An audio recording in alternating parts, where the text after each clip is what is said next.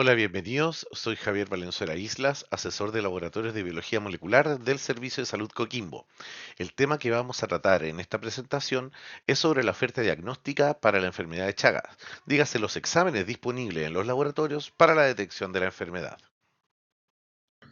Esta presentación la hemos hecho en los otros cursos, jornadas de Chaga que se han hecho los años pasados. Y a mí siempre me gusta partir con esta imagen. La referencia la tienen en el pie de la imagen por si quieren ir a buscarla y a revisarla. Y me gusta esta imagen porque nos permite entender el porqué de los exámenes que hay para Chagas y asimismo también nosotros podemos entender una lógica de qué examen pedir en cada caso. ¿Ya? Nos presenta la imagen una fase aguda cuando el paciente recién adquirió la enfermedad, por eso se muestra así como en rango de semanas, ¿ya?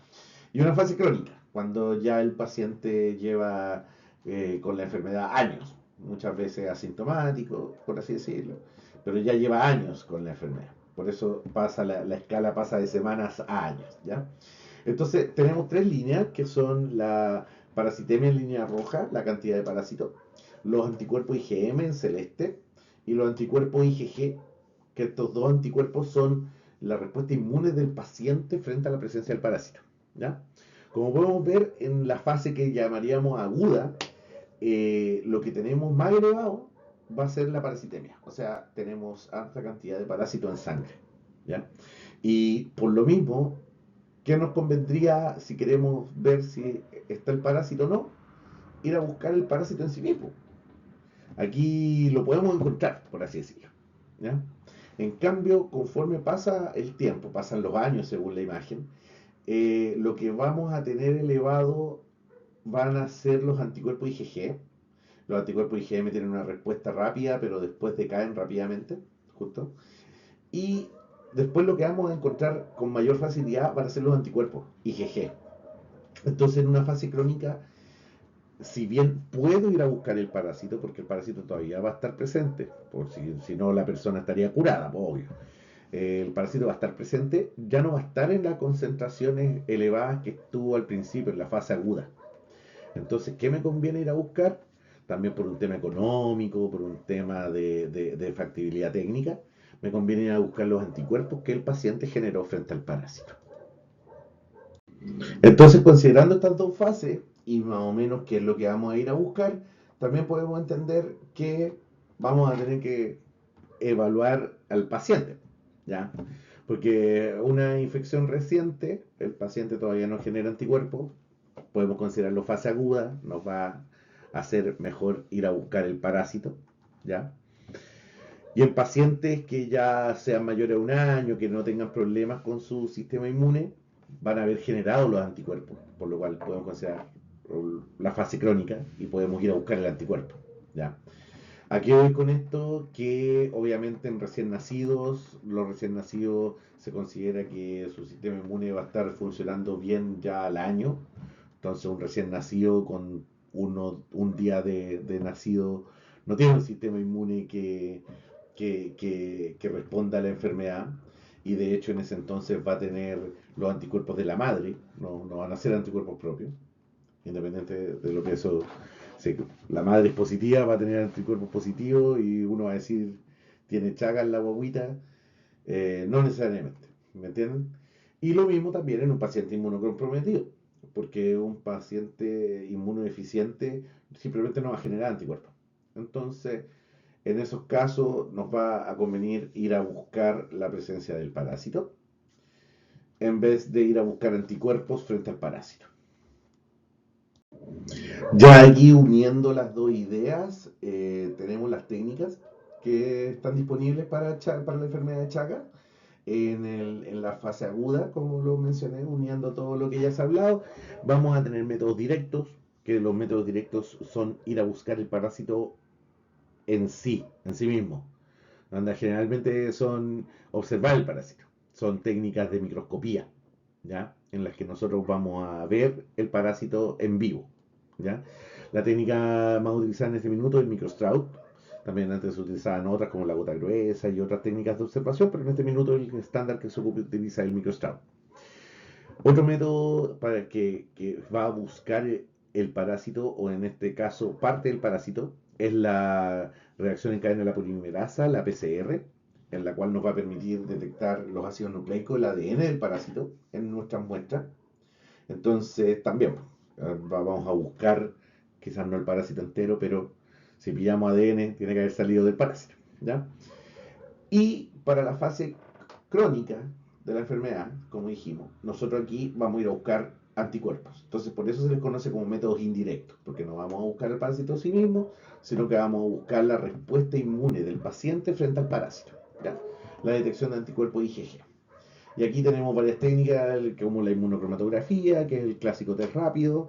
Tenemos técnicas automatizadas de como la ELISA, la quimiluminiscencia o la electroluminiscencia. Y tenemos la técnica de la inmunofluorescencia indirecta, que es bien famosa porque es una técnica confirmatoria, bien específica, bien técnica y da mucha información. Así que esas son nuestras técnicas indirectas para detectar los anticuerpos IgG, lo que me dice la presencia o no del parásito en el paciente. Bueno, comenzando ya a revisar las técnicas una por una, comencemos en el mismo orden que la tabla anterior. El método directo, observación del parásito, el microstrout, es porque el parásito, de más que ya lo vieron en otra presentación, pero el parásito en sí es grande. Yo sé que no es así del porte de un perro o algo así, no, eso sería ridículo, sino que es grande a tal punto que lo podemos ver en el microscopio óptico, ¿ya? No necesitamos un microscopio de barrido o uno electrónico en el cual necesitemos ver al nivel intracelular. No, aquí los parásitos son más grandes que la mayoría de las células y son totalmente observables en el microscopio de luz visible, en el microscopio óptico, ¿ya?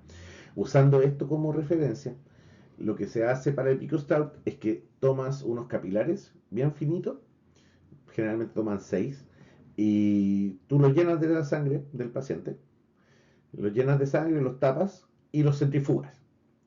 Esta centrifugación va a hacer que se separe tres fases. Una fase líquida, una fase media de plasma y una fase de los elementos figurados. Es por eso importante que esta sea sangre con anticoagulante, porque si se me coagula se me va a tapar el capilar y hasta ahí llegué, ¿ya?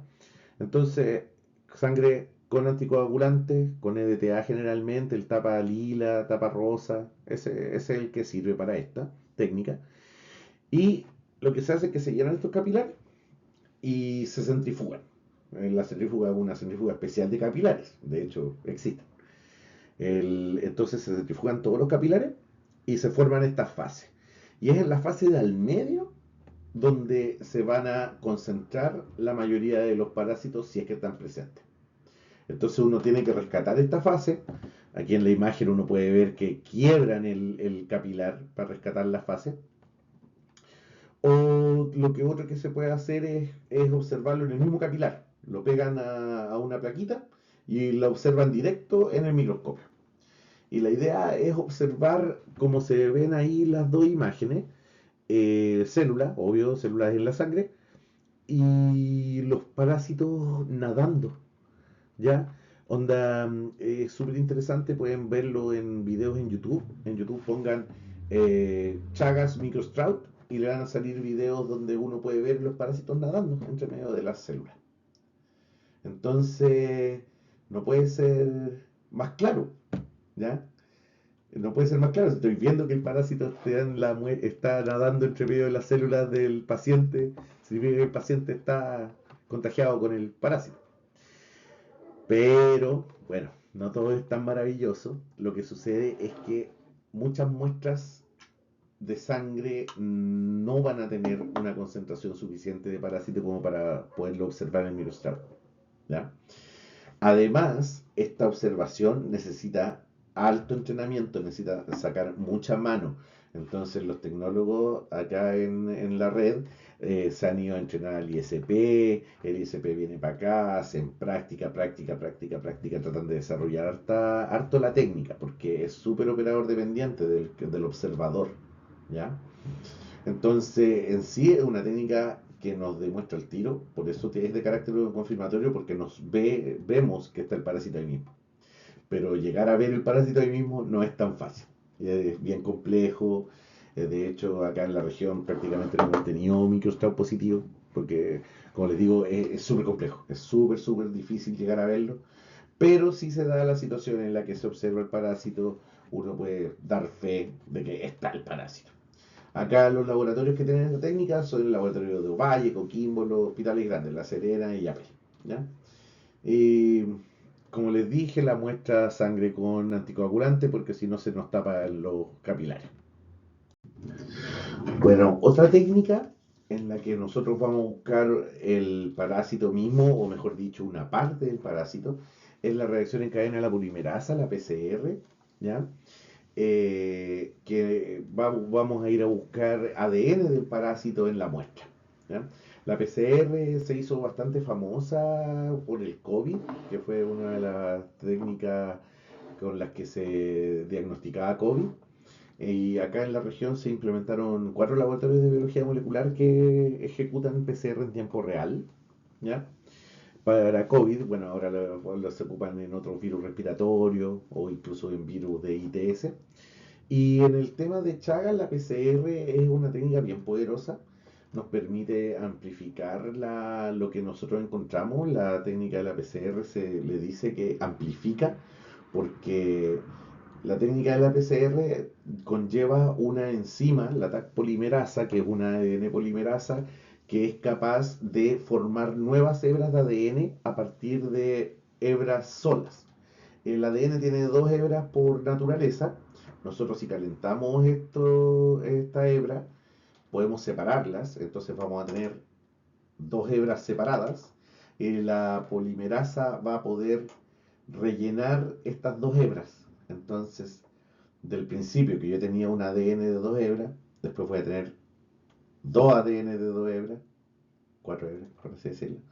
Y así, cada vez que yo haga este ciclo de calentar y de enfriar para que trabaje la polimerasa, voy a poder potencialmente amplificar a 2 elevado a la cantidad de ciclos la muestra de ADN presente.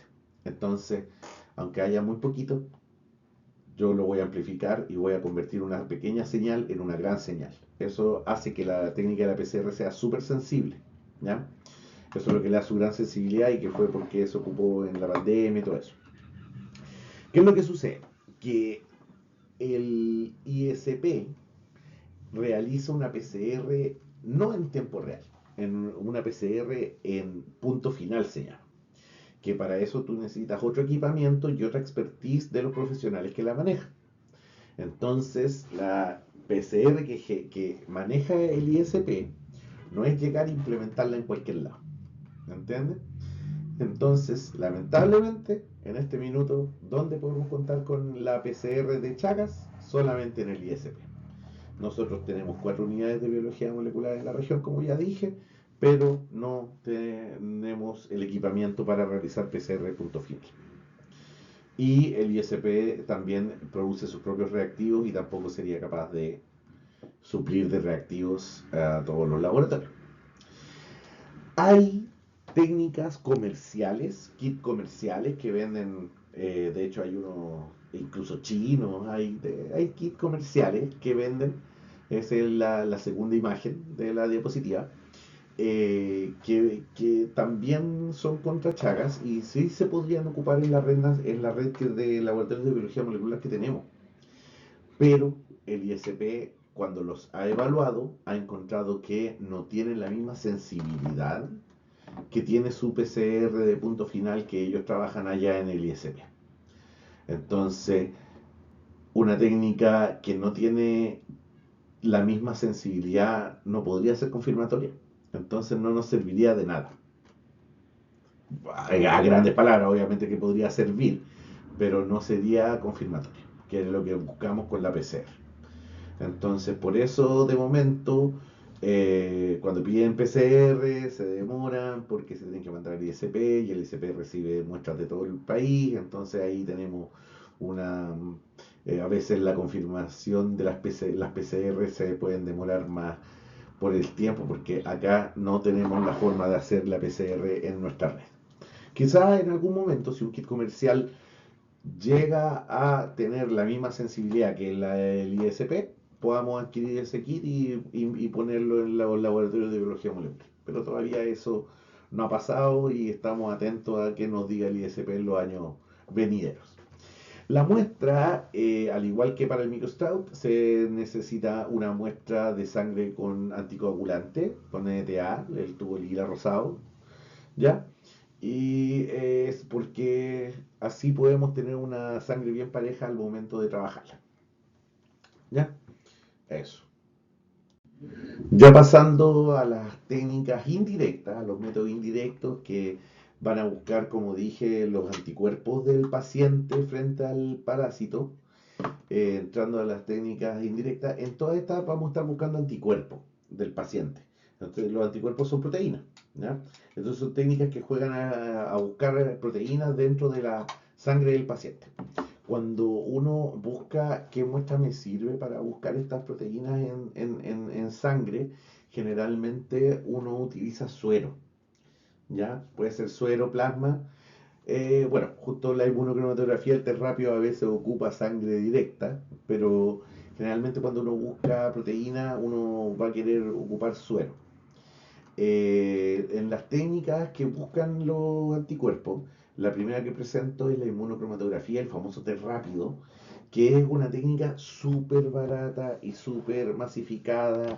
En verdad tiene menor sensibilidad y especificidad que otras técnicas, ¿ya? Que otras técnicas automatizadas, por ejemplo, pero en sí igual es una técnica válida.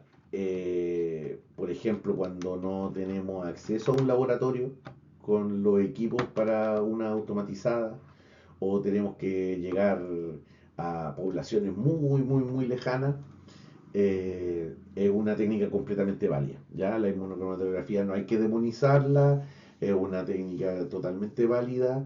Eso sí, ya voy a comentar sus puntos malos, por lo cual a veces quizás sea necesario tener una técnica con mayor sensibilidad y especificidad, pero no demonicemos el test rápido, en algunas situaciones todavía nos puede servir, así que por eso hay que, todavía lo vamos a seguir ocupando en los años venideros, cuando hagamos operativos y cosas así, ¿ya? En sí, la técnica inmunocromatográfica ocupa un papel cromatográfico que está envuelto en un cassette de plástico para protegerlo. En este papel se fijaron antígenos que van a capturar nuestros anticuerpos IgG presentes en la muestra.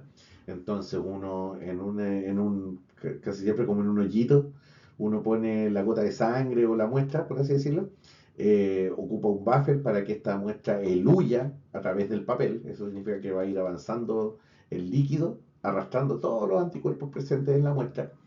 Y cuando llega a estas zonas, que generalmente las ponen como líneas, donde están los antígenos para capturar estos anticuerpos, los anticuerpos presentes en la muestra se van a quedar ahí pegaditos y esto va a dar una coloración, ¿ya? Entonces, generalmente vienen con dos líneas, con la línea de donde se pegan los anticuerpos específicos de Chaga y otra línea donde se va a pegar una proteína amplia en sangre, por ejemplo, no sé, albúmina o quizá un anticuerpo también más presente en general, ¿ya? Que es nuestra línea control, que nos dice esta muestra proviene de una persona, porque si no podrían haberle echado agua a la prueba y si no me marca nada, en verdad nunca eché sangre de paciente, ¿ya? Por eso se necesita el control para poder decir esta muestra es válida. Y la línea de donde se fijan los anticuerpos para Chaga en esta imagen sería la línea T. Entonces así vamos a poder tener los que se marque la línea van a ser reactivos y los que no se marca van a ser negativos, ¿ya?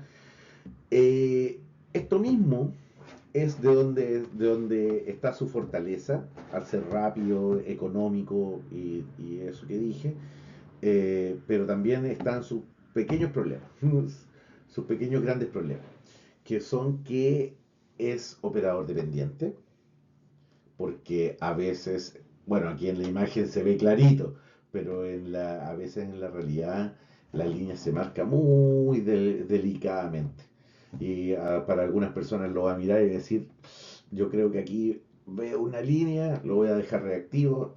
Y otras personas te van a decir, no, sabes que yo no veo nada. Entonces es operador dependiente. Muchas veces es necesario repetir la prueba para estar seguro. Y lo hacen. Y otras veces hay otros proteínas en sangre que se fijan igual a la línea del anticuerpo. Entonces se vuelven reactivos no por presencia de anticuerpos contra Chagas. ¿Entiendes? Entonces los test rápidos, si bien tienen su fortaleza, tienen algunas debilidades que van relacionadas a los falsos, tanto negativos, por ejemplo, una muestra que no tiene tanto anticuerpo, entonces no se pega nada. Y lo vamos a dar por negativo, ¿ya? Simplemente porque tuvo muy baja sensibilidad. O otros test rápidos que vamos a ver como un fantasma de línea y va a ser un reactivo, cuando en verdad lo que se marcó fue, fueron quizás otras proteínas. ¿Ya? Entonces, por estas fortalezas y debilidades, es un test que yo digo, no lo demonicemos porque todavía va a ser válido cuando no tengamos otra técnica disponible, pero es una técnica que su reactivo no es confirmatorio. ¿Ya? Entonces son técnicas de tamizaje bien más económicas y de amplio, son bien masivas, pero no son confirmatorias. ¿Ya? Eso es lo importante de las técnicas de tamizaje. Entonces, si nos sale un reactivo en un test rápido, no es para decirle al paciente al tiro, usted tiene Chaga. ¿Ya? Eso es súper importante porque nos ha pasado y se ha generado un poquitito de problema porque se ve una pequeña linecita, usted tiene Chaga. ¿No? Entonces, no, primero hay que esperar a que se pueda tomar como reactivo, tomar las medidas correspondientes en un inicio, pero mandar a confirmar, sí o sí. ¿Ya? Eso es fundamental en todos los test que vamos a detectar anticuerpos. Otra de las técnicas indirectas, pero también que hacen lo mismo, que vamos a buscar anticuerpos IgG del paciente, anticuerpos contra Chagas, son las técnicas del ELISA, la quimioluminiscencia y la electroquimioluminiscencia. Ya de hecho son relativamente similares a la inmunocromatografía, donde nosotros en este papel teníamos unas proteínas que iban a fijar a nuestros anticuerpos. Aquí nosotros para esta técnica nosotros lo que usamos son unas placas y las placas en diferentes pocillitos tienen los antígenos fijados. ¿Ya? Entonces estas placas, los pocillitos, uno incuba el suero del paciente, como ya les dije, lo ideal es suero, por lo cual la muestra va a corresponder a tubo rojo o amarillo, con gel, pero de sangre completa, sin anticoagulante, que cosa que uno los pueda centrifugar y obtener el suero con la menor cantidad de elementos figurados posible. ¿Ya? Entonces este suero uno lo incuba en estas placas, si es que hay presencia del anticuerpo contra Chagas, se van a fijar a lo que viene pegadito, a los antígenos que vienen pegaditos en cada pocillo. Después uno pone un segundo anticuerpo, cosa de que este otro anticuerpo atrape como en una suerte de sándwich a nuestro anticuerpo contra Chagas. Y este segundo anticuerpo viene generalmente con alguna molécula, enzima o algo que le permita reportar. Por ejemplo, una enzima que si yo le pongo un sustrato, va a generar un sustrato coloreado se dice, y esa es la técnica de la enzima, o sea, el ELISA, ¿ya? La E de enzima. Esta molécula que puede venir en mi segundo anticuerpo puede ser una molécula que si yo hago una reacción química, como por ejemplo cambiar el pH, libere una señal detectable, eso va a ser quimioluminiscencia. O esta molécula reportera puede ser gatillada por algún estímulo eléctrico y eso va a ser la electroquimioluminiscencia. Pero todos van en la misma idea. ¿ya? Atrapar al anticuerpo IgG de la persona, el anticuerpo contra Chagas del paciente, atraparlo en este sándwich y poder reportarlo, ¿ya? ¿Cómo más seguro de que no pase eso? Es que uno va incubando, primero incuba en la placa inicial, incuba el suero. Este suero, si que tiene los anticuerpos, se van a pegar, pero si no tiene nada, no se va a pegar nada. Entonces, si yo después lavo, que eso es lo que se hace, uno lava con agüita o con buffer, lo que sea, y se van a ir lavadas todas las otras proteínas.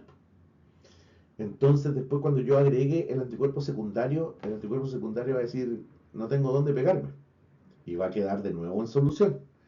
Y si yo vuelvo a lavar, se va a ir también el anticuerpo secundario, y después cuando yo quiera revelar, no va a haber nada que me genere señal, porque nada se quedó pegado, ¿ya?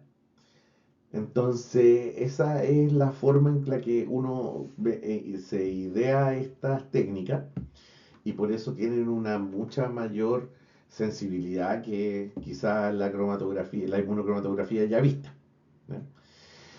Igual la señal se puede producir porque otras proteínas interfieren. Entonces, al mismo igual que la cromatografía, podríamos tener un falso positivo, ¿ya? Porque no se pegó el anticuerpo primario, pero quizás hubo un apelmazo de proteínas que al final igual me dio una señal, ¿me entiendes? ¿Cómo uno lo ve esto generalmente? Es una línea, una zona muy gris que generalmente se genera en la que los anticuerpos le dicen 1 en 20, 1 en 40. ¿Ya? ¿Qué son estos números? 1 en 20, 1 en 40. Estos números corresponden a diluciones que prueba el equipo donde todavía detecto señal, ¿ya? Entonces, ¿cómo hay que imaginar esto? Tenemos muchas proteínas, que entre ellos el anticuerpo. Entonces, el equipo primero diluye esa muestra en 20 veces, 1 en 20. Se forma esta estructura y me da señal y el equipo va a decir, sí, algo detecto. Después vuelve a diluir, 1 en 40. Y el equipo se vuelve a hacer la pregunta, ¿detecto algo aquí? Y ahí generalmente te dicen que no, entonces el resultado te va a decir 1 en 20. Fue la única dilución en la que yo vi algo. Si no, te va a decir siempre la última dilución en la que vio algo. ¿Qué es lo que sucede? Que las muestras muy concentradas, las muestras generalmente súper reactivas, tienen títulos súper bajos. No sé, voy a exagerar, 1 360, por ejemplo. Entonces eso significa que imagínate todo lo que se tuvo que diluir, donde todavía te estaba dando señal, y después ya cuando hicieron una dilución en 1 en 480, ahí ya se perdió la señal. Entonces, era porque estaba muy concentrado al principio el IgG, ¿ya? Entonces, claro, esos títulos altos que uno llama es porque había harta concentración de anticuerpos. Pero da esta zona media gris de un 1 en 20 que siempre es cuestionado, que uno dice, está reactivo, pero quizá en verdad lo que yo estoy observando no es anticuerpos contra Chagas específicos, ¿ya? Entonces, eso es importante tenerlo en cuenta. Es bueno que se comuniquen con los laboratorios cuando tengan dudas sobre esos títulos, ¿ya? Y de todas formas, si es considerado reactivo, se va a enviar a confirmar, porque esta no es una técnica confirmatoria, es una técnica de tamizaje. Entonces, es muy importante que, aunque salga reactivo, se mande a confirmar, ¿ya? Eso es fundamental. Pero espero haber ahí respondido sobre lo que siempre pasa de los títulos, que por qué me dice 1 en 20, 1 en 40, eso es que está o no está. ¿Quién me dice? ¿Ya? Pero más o menos esa es la explicación. Bueno, obviamente estas técnicas, como ya les dije, son más sensibles que el test rápido y además la detección, cuando la detección se realiza con un equipo automatizado. Entonces eso te permite estandarizar más fácilmente, no dependes del ojo del usuario, no es tan operador dependiente, ¿ya? Entonces eso igual hace una técnica más poderosa, pero sigue siendo de tamizaje. Y la última técnica que vamos a mostrar, esta sí es de carácter confirmatorio, es la técnica de la inmunofluorescencia indirecta, el famoso IFI, que es una técnica que también se basa en lo mismo que ya hemos conversado, de anticuerpos que van atrapándose con antígenos y se quedan ahí pegaditos, entonces yo después los puedo revelar. ¿Ya? O por lo mismo, como seguimos buscando anticuerpos IgG del paciente en respuesta a la presencia del parásito, una vez más nuestra muestra ideal va a ser suero, tubo amarillo, tubo rojo, sangre completa sin anticoagulantes que podamos centrifugar y separar este suero. ¿Ya? ¿Y cuál es la gracia de la inmunofluorescencia indirecta? Que aquí nuestra base, nuestra placa donde vamos a incubar el suero, contiene fragmentos o parásitos enteros, fijados, ¿ya? Eso la hace una técnica súper, súper poderosa, porque, onda, aquí no puede haber algo más claro, onda, está el parásito y mis anticuerpos se le pegan, es como, estos anticuerpos se pegan al parásito y vienen de una sangre que lo más seguro es que tiene el parásito adentro. Entonces, es una técnica confirmatoria. Pero justamente este carácter de que la placa que yo ocupo tiene que ser preparada con fragmentos o con el parásito entero, eso es una complejidad enorme. Bueno, además para poder obtener estas imágenes se necesitan máquinas especiales, microscopio de fluorescencia, ¿me entienden? Entonces es una cosa que a un nivel técnico no es llegar a instalarla en cualquier lado, ¿ya? Y se necesita un espacio especial. Obviamente los tecnólogos se tienen que ir a entrenar, hacen cursos. Es bastante complejo implementar esta técnica. Y lo peor es que estas placas, donde vienen pegaditos los parásitos, estas placas las hace el ISP, el Instituto de Salud Pública, en Santiago. Ellos crían, por así decirlo, hacen cultivos de parásitos ampliamente y estos cultivos, ellos los tienen que ver que no se contaminen, que sean adecuados, que correspondan al bicho que se tiene que ocupar, etcétera, etcétera. Y generan estas placas. Y estas placas ellos las generan y le reparten a todos los laboratorios de referencia regionales para que realicen el IFI. Entonces, no es un reactivo que uno le pueda comprar a cualquier lado, como por ejemplo a Roche o a Biomerie, que son empresas que producen millones de millones de millones de reactivos. Aquí el ISP tiene que hacer todo ese proceso. Entonces hace que sea un reactivo muy, muy, muy escaso. De hecho, el año pasado, antepasado, se les contaminó un cultivo entero y ahí fueron al tiro 3 meses sin placa. Y yo sé que es súper frustrante que no llegue la confirmación, pero no es porque los laboratorios no quieren hacer la pega, no es porque los laboratorios no, es que perdí la muestra. No, no, no, no es eso, no. Sería ridículo pensarlo. Es principalmente porque no hay disponibilidad de placas y se está esperando que llegue la siguiente carga desde el ISP para poder seguir sacando exámenes de IFI. ¿Ya? Bueno, como les dije, la muestra en suero es un examen de carácter confirmatorio y acá en la región, con toda lo que les dije de lo complejo de la técnica, acá en la región tenemos dos laboratorios de referencia en el Hospital de La Serena y el Hospital de Ovalle. Y en eso igual tenemos que sentirnos orgullosos porque a nivel nacional somos la única región que tiene dos laboratorios de referencia regionales. De hecho, a nivel país, parece que hay como 14 laboratorios de referencia nomás. Entonces, que tengamos en la región 2 es súper bueno. Pero como les digo, el tema, bueno, nos gustaría tener muchos más incluso. pero el tema es que siempre vamos a tener que depender del ISP para las placas. Entonces, ese aspecto también nos corta un poco y para que tengan paciencia cuando se demore porque no me llega la confirmación, bueno, muchas veces pasa de eso. Bueno, ¿y de dónde vamos a pedir los exámenes? ¿A quién le vamos a pedir estos exámenes? Ese de quiénes son nuestros sospechosos, por así decirlo, nuestros pacientes sospechosos para pedir los exámenes. Generalmente se habla de cuatro puertas de entrada, ¿ya? Por norma, desde hace ya varios años, todos los donantes de sangre, en cualquier banco de sangre, unidad de sangre, su donación va a ser testeada para Chagas, ¿ya? Porque esa era una de las vías de contagio anteriormente.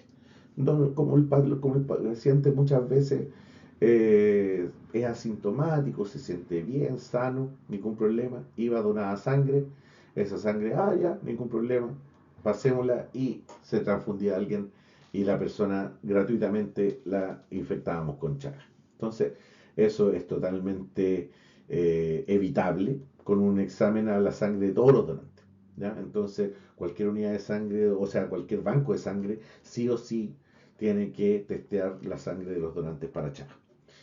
La otra vía de sospecha, que esta tiene mucha relación con que hoy en día es la forma de transmisión activa, ¿ya? Que es tamizar a las mujeres embarazadas, ojalá a todas las mujeres en edad fértil, porque como justamente de nuevo, una madre o sea, una mujer que va a ser madre, ella puede tener Chagas y estar totalmente asintomática. Y podría estar contagiando a su bebé no nacido. Entonces eso también tiene que ser bien claro de, de, de, de poder pesquisarlo a tiempo para poder controlar el embarazo y poder dar toda la atención que se necesite y después poder revisar al bebé. La sospecha clínica, bueno, el nexo epidemiológico, la infección por vector, se supone que está controlada. Hemos sido hasta reacreditados en que se cortó la transmisión vectorial, pero en la realidad todavía hay vinchuca. Entonces, si todavía hay vinchuca, estas vinchucas podrían potencialmente transmitir el Trypanosoma cruzi.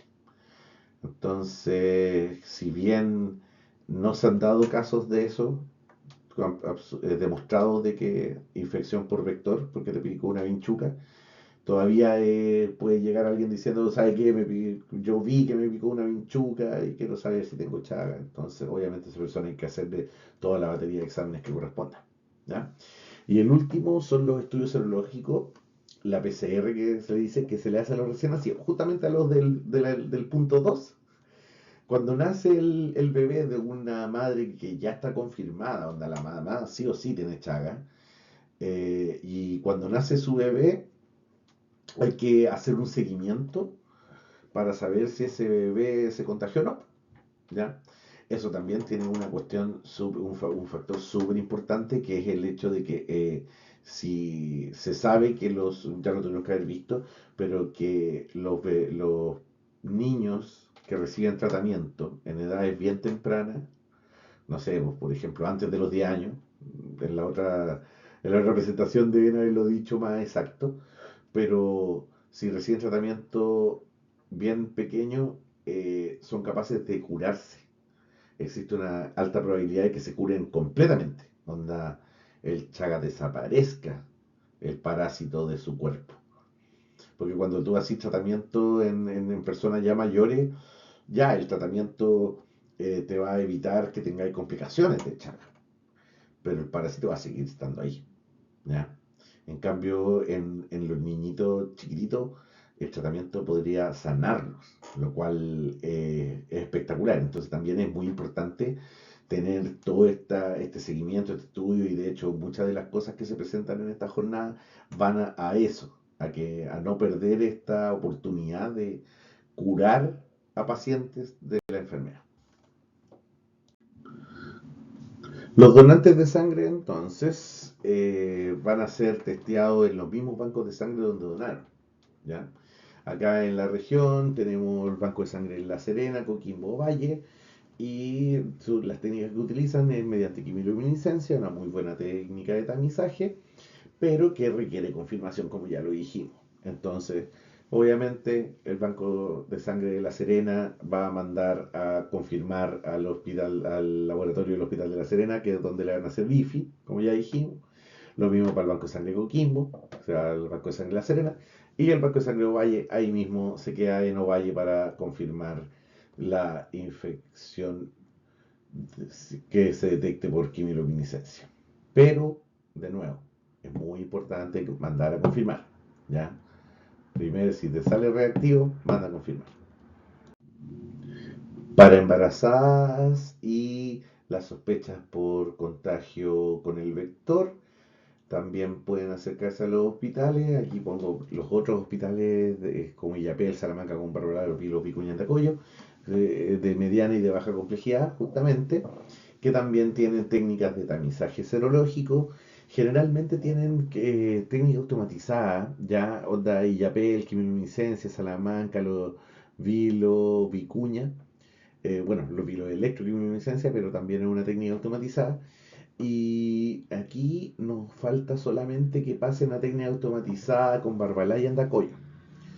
Estos dos siguen con inmunocromatografía generalmente.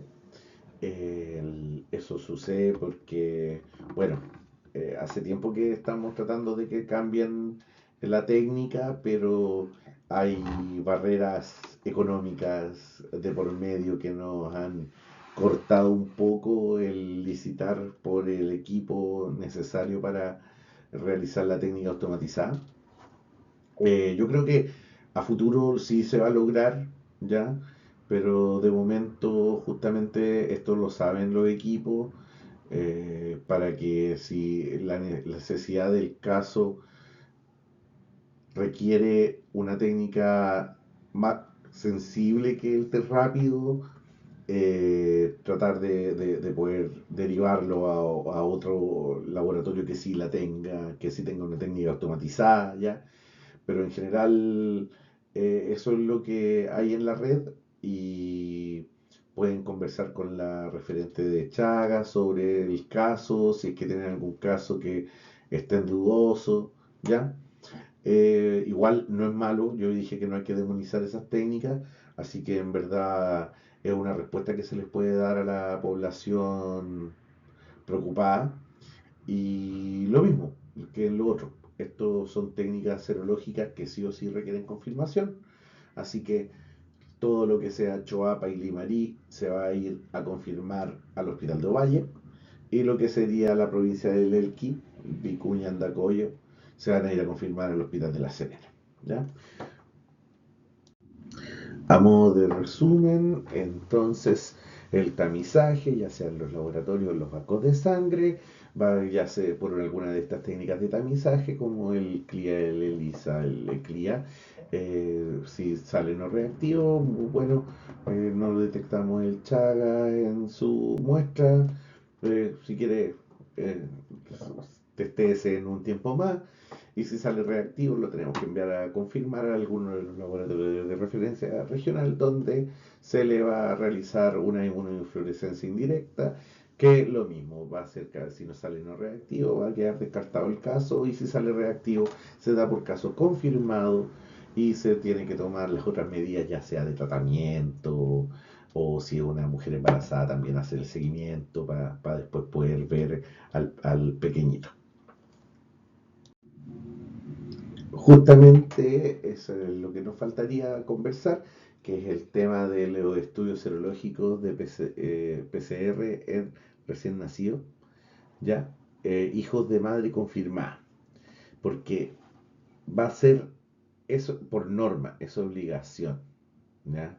Que si tienen si la madre ya está confirmada de ser portadora de Chagas, al recién nacido, sí o sí hay que hacerle pruebas al respecto. Entonces, va a ser de carácter obligatorio el examen directo y el examen molecular, o dígase la PCR. Podemos entonces mostrar la siguiente diapositiva, que es una diapositiva que ustedes ya además que conocen porque está en la norma, es ampliamente conocida, en el cual al recién nacido, hijo de madre con enfermedad de Chagas, se le va a hacer un examen directo, ya conversamos que el que se hace hoy en día es el microstat, y un examen molecular, una PCR, ¿ya? Que se envía al ISP, porque no la tenemos. Entonces, pero esto va a ser así apenas naca, ¿ya? Entonces el microscout, nosotros como vamos a estar observando el bichito, si se es observado y prácticamente esa muestra está confirmada que en la sangre del bebé tenemos presencia del parásito, pero como dijimos justamente, si sale negativo puede ser que tomamos una muestra que no tenía parásito, entonces nos quedamos esperando la PCR, ¿ya? La PCR, ¿por qué el PCR? Porque eh, el recién nacido, aquí esa es una buena consulta, aquí recordar, el recién nacido no está generando sus propios anticuerpos, entonces aunque esté infectado, si nosotros vamos a hacer exámenes de buscar el anticuerpo IgG, lo más seguro es que nos van a dar reactivo, porque son los anticuerpos de la madre, ¿ya? Entonces nosotros hacer exámenes de tamizaje de anticuerpos, a veces los piden igual para ir viendo el título, cómo desaparece el título de la madre y quizás va apareciendo el título del hijo.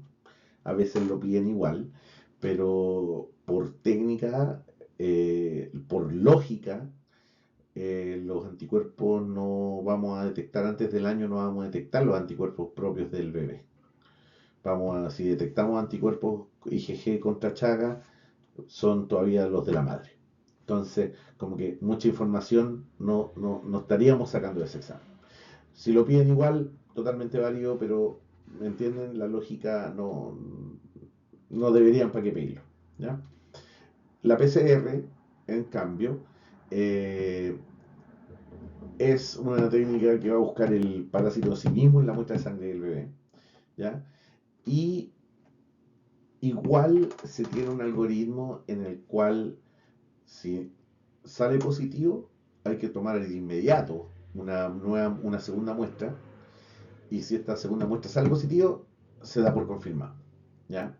Eso es porque la PCR eh, teóricamente no debería contaminarse con la sangre materna, pero es porque el bebé lo separan, lo lavan, entonces no debería contaminarse con sangre materna, pero podría estar dando un positivo alterado y por eso se le toma de inmediato una segunda muestra y esta se manda y se le da eh, y se ve si sale positiva de nuevo y ahí se confirma. ¿Ya? Que la PCR, incluso no sé, si por ejemplo quizás desde la mamá pasó a la sangre del bebé un fragmento de ADN de un bicho ya muerto, imagínate. Entonces, por eso se hace doble muestra de PCR, ¿ya? Para estar bien seguro de que el parásito está presente en la sangre del bebé.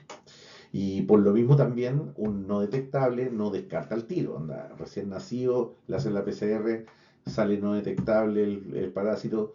Chuta, quizás está el parásito, pero todavía no hay un nivel de parasitemia que sea detectable. Entonces, al segundo mes de vida se le tiene que tomar una nueva muestra de PCR y que es lo mismo, si sale positivo, segunda muestra de inmediato, y si sale esa segunda muestra positiva, confirmado. El, y después una tercera muestra al noveno mes de vida. Ya no es, todos son antes de un año, pero lo importante es seguir estas tres tomas de muestra para poder descartar completamente. ¿Ya? Porque no se nos vaya a positivizar en el noveno mes de vida. ¿Entiendes? Entonces no es, ya me salió la primera no detectable, me olvido del caso. ¿Ya? Por eso son tan estrictos en que se siga este protocolo al pie de la letra. ¿Ya? Porque así el descartado es un descartado con propiedad, es un descartado que estoy 100% seguro de que este niño, que todavía no cumple un año, pero yo ya estoy diciendo que este niño está libre de Chaga. ¿Ya? Y eso es un tema, porque como lo más seguro que lo han visto en otras presentaciones, quizás de Verónica, hubieron casos así, casos donde el niño tuvo transmisión vectorial, o sea, vertical, y nunca se le hizo el protocolo como corresponde. O por ejemplo, le hicieron este protocolo con exámenes serológicos, imagínate. Entonces se hizo mal este protocolo y el niño sí estaba infectado. Entonces no lo vinieron a detectar después, cuando ya el niño tenía 5 o 6 años. ¿Me entiendes? Entonces, no, pues, entonces la gracia es seguir el protocolo como corresponde para que en cuanto nosotros descartemos, sea un descarte total y ahí nos olvidamos de esto, por así decirlo. Y bueno, ya terminando la presentación, eh, esto lo presentamos el año pasado, es un pequeño resumen, es una ayuda a memoria en verdad, ¿ya? Para que lo tengan a mano, esto le pueden escribir encima, hay cosas que son más o menos flexibles, ¿ya? Cualquier duda que tengan, tienen que acercarse al laboratorio, el laboratorio les puede responder sus dudas. Yvonne, la encargada de Chagas del servicio, está para responderle sus dudas. Yo también les puedo responder sus dudas. Javier.valenzuela, redsalud.gov.cl, me pueden enviar sus dudas, ya. Lo importante es que hagamos bien los protocolos, cumplamos con las necesidades de la muestra para que los exámenes salgan correctos, ¿ya? Bueno, aquí la clásica que se había hecho, que también al principio decíamos solo tubo amarillo, pero en algunos lados compran tubos tapa roja con gel y también sirven. Lo importante es que sea para estas técnicas sea eh, una muestra de sangre completa, ya sin anticoagulante. En cambio, para la PCR y para el microstat, tiene que ir con anticoagulante EDTA. Por eso el tubo lila y el tubo rosado también para los chiquititos. Y ahí los volúmenes, vienen volúmenes tipo, obviamente, mientras más sangre mejor, pero obviamente a algunos chiquititos no le podéis sacar mucha sangre. Entonces, eso también conversarlo con el laboratorio, si a veces basta con un tubo, si tengo que sacar dos tubos. Y esas cosas ya son un teje más delicado, que es mejor conversarlo con el laboratorio y no solamente llegar y decir, no, es que yo salí aquí que tenía que ser un tubito nomás y yo les mandé un tubito nomás y con eso debía ser suficiente porque lo decía aquí. Conversar con el laboratorio hace que haya mucho, que fluya mucho mejor todo esto y que al final podamos dar un mejor servicio a los pacientes. Eso es la idea, ¿ya? Así que este igual es una ayuda a memoria como para más o menos entender, es como también nos sirve como una suerte de resumen de todo lo que se habló, ¿ya? Sobre qué examen pedir, en qué momento pedir y qué es lo que vamos a necesitar para hacer el examen, ¿ya? Eso. La solicitud de examen del BCR, esto también lo mostramos siempre, es porque vamos a tener la solicitud de examen para enfermedades de Chagas que manejamos acá en el servicio y está el formulario de estudio molecular para Chagas del ISP. Cuando se tiene que pedir el examen de PCR, lo importante es que vengan estos dos con la mayor información posible. Eso es fundamental, porque de hecho cuando mandas la muestra al ISP, necesitan pasar, y lo hacen los laboratorios, lo hacen a manito. Ingresan a la página del ISP y tienen que llenar este mismo formulario, lo tienen que llenar ahí en el computador de manera digital y ahí recién se crea la solicitud de examen en el ISP. ¿Ya? Entonces ellos van a necesitar todos estos datos. Si no tienen alguno de esos datos, van a tener que llamar a la toma de muestra. Sabe que me falta este dato para poder llenar el formulario del ISP para que nos acepten la muestra y se haga la PCR como corresponde. ¿Ya? Entonces, cuando se vaya a pedir el PCR, es bueno que ojalá vengan estos dos formularios con la mayor información posible. Así hacemos más expedito el trámite. Y por eso siempre lo menciono, porque eh, el laboratorio simplemente no puede enviar la muestra si no ha creado en la plataforma la solicitud. Y para crearla necesita todos los datos. Entonces, una cosa con otra, para que todo fluya más rápido, siempre va a ser mejor que vengan estos dos formularios y bien llenitos. Y la solicitud de examen que cada vez tratamos de seguir mejorando, obviamente en esto me pueden mandar un correo a mí o a Ivonne, porque lo importante es seguirla mejorando, que cada vez sea más fácil entenderla. La solicitud de examen está pensada como lo pide la norma. Entonces, en ese aspecto, eh, esta solicitud todavía es mejorable, ¿ya? Tengo entendido que ya se repartió. Si no se ha repartido, me pueden mandar un correo. De nuevo les digo ahí javier.valenzuela@redsalud.com.cl. Pero lo importante es que esta solicitud de examen nueva, por así decirlo entre comillas, busca dar cumplimiento a la norma que se viene, ¿ya? La norma más nueva. Entonces considera los grupos objetivos, los tipos de examen. De hecho viene con un pequeño ayuda a memoria en el protocolo para el recién nacido. Ya viene con algunos espacios, por ejemplo, que pueden ser importantes. Por ejemplo, el control prenatal, qué número de control prenatal, cuántos hijos tiene la madre aparte del que está por nacer, por ejemplo. O el recién nacido, tratar de identificarlo por el ruto nombre de la madre, también eso dejarlo. Todavía es mejorable, por ejemplo, está el tema de que una vez decían sobre qué pasa si en el mismo hospital ha tenido varios hijos. Bueno, esos van a quedar más o menos con la misma identificación y con diferente fecha, ¿ya?